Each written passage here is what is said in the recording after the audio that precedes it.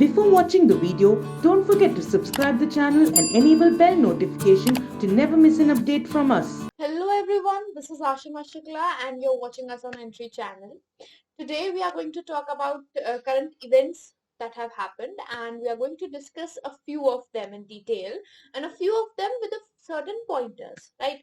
So this video has been made keeping in mind all the government examinations including the banking sector. So for all these students, it is open for SSC students or banking students or defense examinations. All the students are going to benefit from this video, right? So do share the video to all the people you might find that might find this video helpful. All right, so the first news event that we're going to talk about is Nobel Prize for Economics, which has been given for 2020.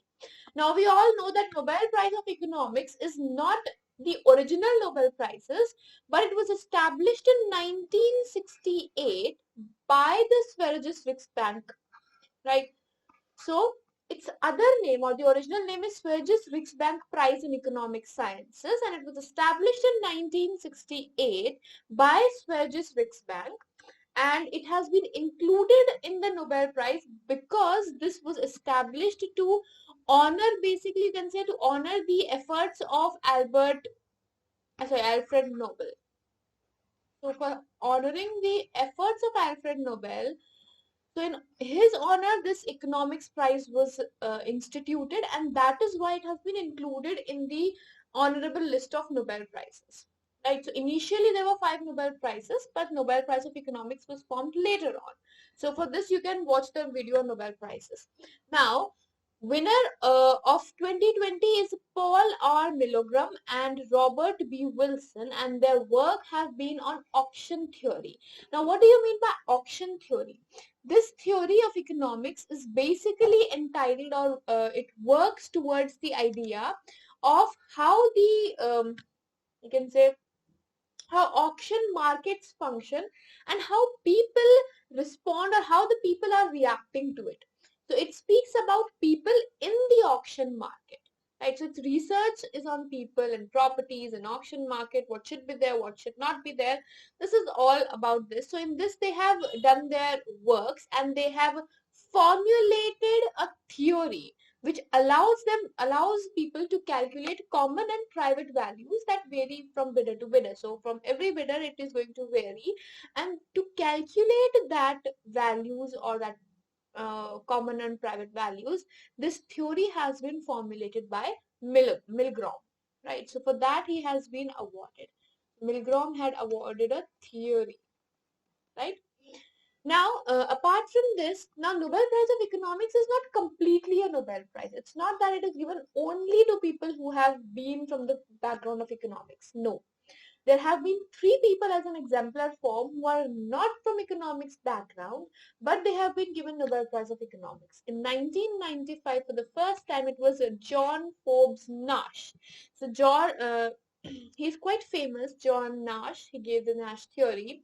He was a mathematician by profession, and he had given a few things about here and there which helped with the economics, right? So that is why he was given this award. Now he is the only person who has received both Abel Prize and Economics Nobel Prize. Now, Abel Prize is an award which is given in the field of mathematics. This is the highest award in the field of mathematics, Abel Prize. And Nobel Prize of Economics has also been given to him because he gave differential geometry, game theory, partial equations, study of differential partial equations. So he has given works on that. So for that, he was given the Nobel Prize of Economics as well. Apart from this, um, he was also given, it was also given to Herbert A. Simon in 1978. He was also a non-economist. He was a PhD holder in political sciences, right? So he was in political science.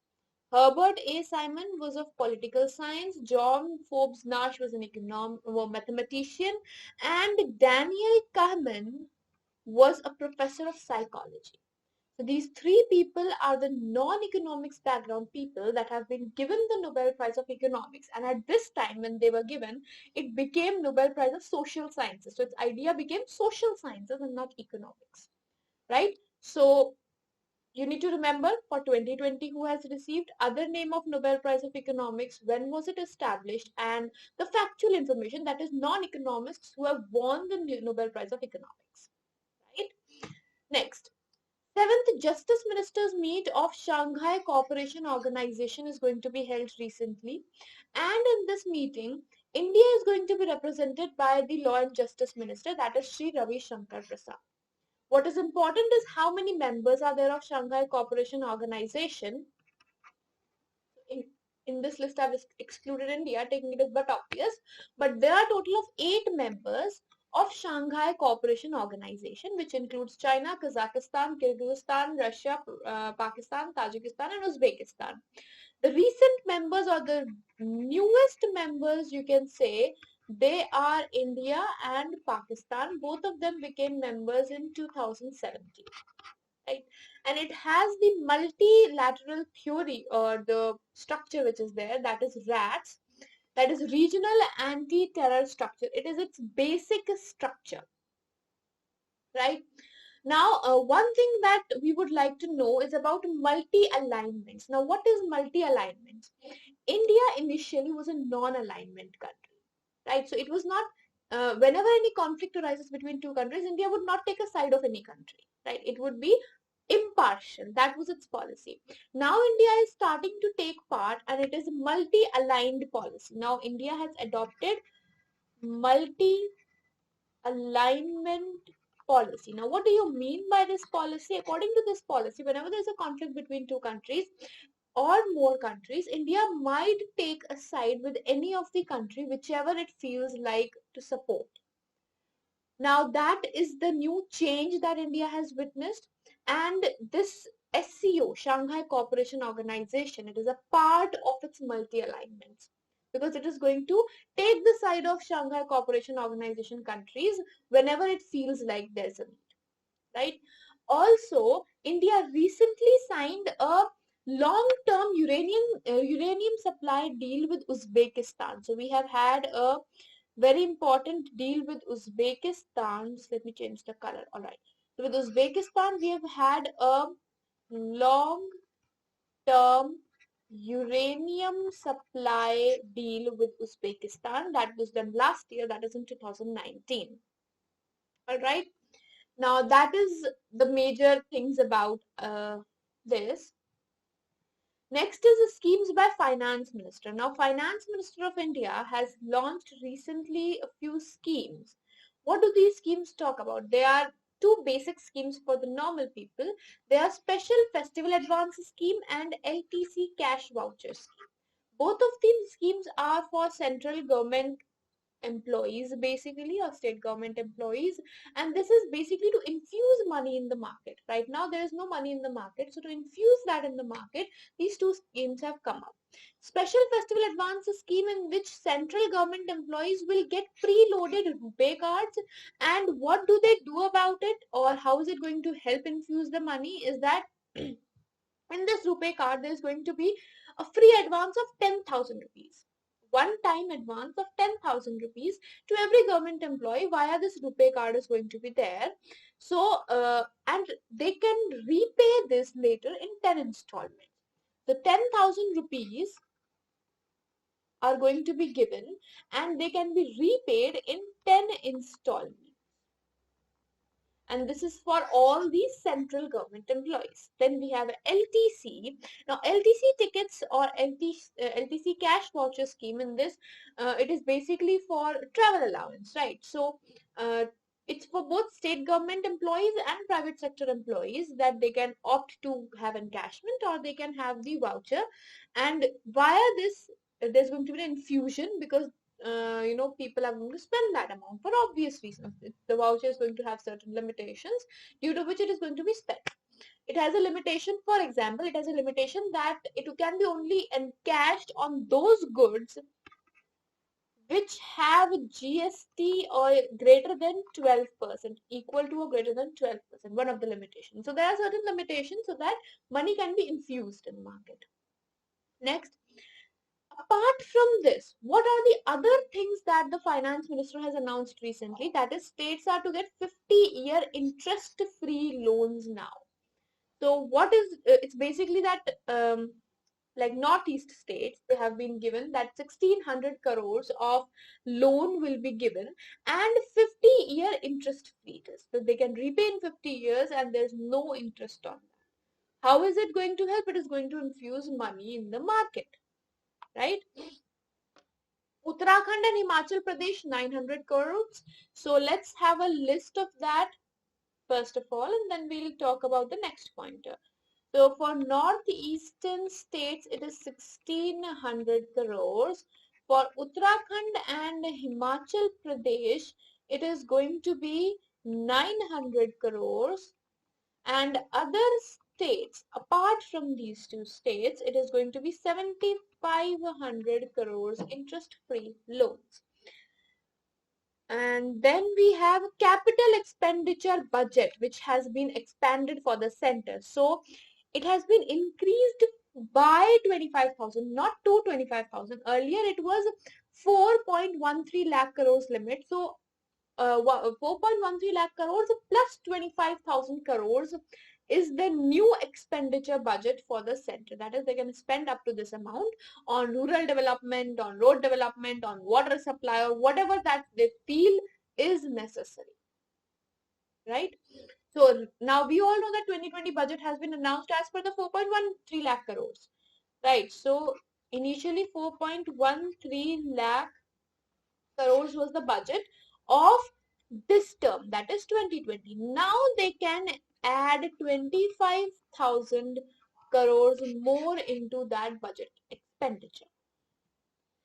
Next, a huge news for us, that is Blue Flag International Eco Label has been given to 8 beaches altogether. Now we all know that like in the previous videos we might have discussed that there are 8 Indian beaches which had been recommended by India for Blue Flag, right? All the 8 have been approved. These are the first batch. For the first time, 8 beaches of a single country have been given blue flag altogether. Second of all, it is the first batch of India. For the first time in India, blue flag has been given, right? So you must know all these 8 because they are very, very important, right? So you can see on the map as well, there are 2 beaches from Gujarat region, Gandla Beach and Shivrajpur. Then we have one from Maharashtra, one from Goa, one from Karnataka, one from Kerala, 2 from Tamil Nadu, one from Andhra Pradesh, and one from Odisha. These are the beaches that are going to be important for you for every examination. Not necessarily blue flag. They can ask you a simple question, and that is that, for example, where is the Kappad beach which received blue flag recently? Or they can ask you, where is Kovalam beach? Either ways, they can ask you. Apart from this, from India's side, you might have heard about the BEAMS program, which we had discussed when the Blue Flag International was awarded. So, this is India's way, right? So, India, for its own work to promote its own cleanliness of beaches, it had launched this eco-label program, BEAMS program. What does BEAMS stand for? It is Beach Environment and Aesthetics Management Services. So what it does is keep the beaches clean, and it has all the regulations that are required for coastal zone management, right? Now, the concept of coastal management was introduced in 1992, and at that time, this was introduced in Earth Summit, which was held in Rio de Janeiro. And at that time, the BEAMS program was launched. After that, India launched BEAMS program for environment education, for cleanliness of beaches, for solid waste management, for safety and security of the beaches. So these are the basic ideas about BEAMS project. What we need to remember is, first of all, what is the full form of BEAMS? Second of all, under which organization does it work? So it is working under SICOM, which is eventually under Ministry of Environment, Under Ministry of Environment, there is the SICOM, Society of Integrated Coastal Management, and that is the one which takes care of BEAMS project or BEAMS program, right? Next, a few one-liners.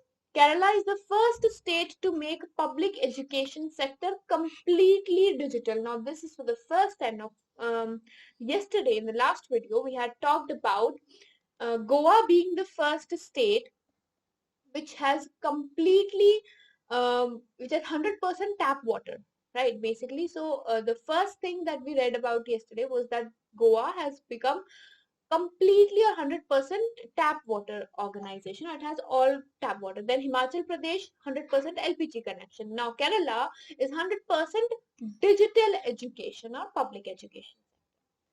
Next, International Day for Disaster Risk Reduction is observed on 13th of October, and this time the theme is disaster risk governance.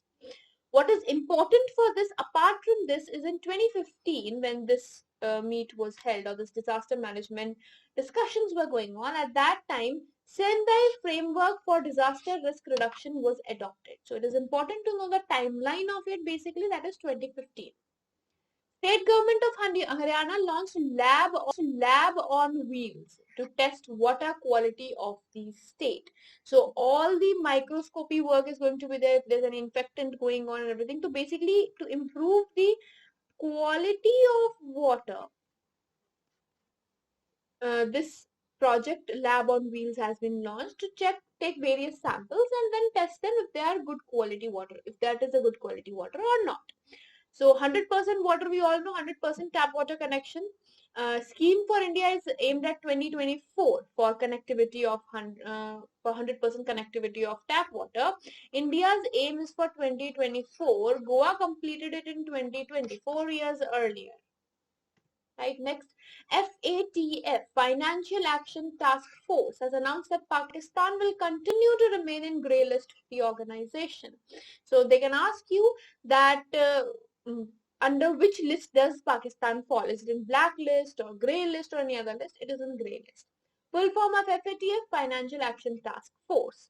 What kind of organization it is? It is an anti-terrorism organization. All right. Next, Health Minister has rolled out Feluda paper strip test. It is something similar to, you might have seen pregnancy test kits, right? So there you have the test, and then you have these kind of lines which form, which tell if the test is positive or negative. Similarly, a paper strip test has been formed on a similar lines, which can check about COVID. So all the SARS diseases, which are respiratory diseases, as we say, like COVID, all these can be diagnosed easily and at home. It's hardly going to cost 500 rupees, and this is going to fasten the diagnosis and for everyone to do it at home as well, right? Who has developed this Feluda paper strip test? It has been developed by CSIR IGIB. India to overtake Japan as a third largest economy by 2050 as per Lancet. The first and second is US and China. The third largest economy may be India by 2050. That is still about 30 years away. But a prediction has been made by Lancet. And TV campaign has been launched by Bharat Pay with 11 cricketers as its brand ambassadors. So it has launched its own team, as we can say. Bharat Pay has launched its own team that consists of 11 cricket players. And what is the basic idea about it? So it communicates the message that जो देश हर दुकानदार के साथ है खड़े. So they are basically promoting their own campaign and promoting digital India. Right?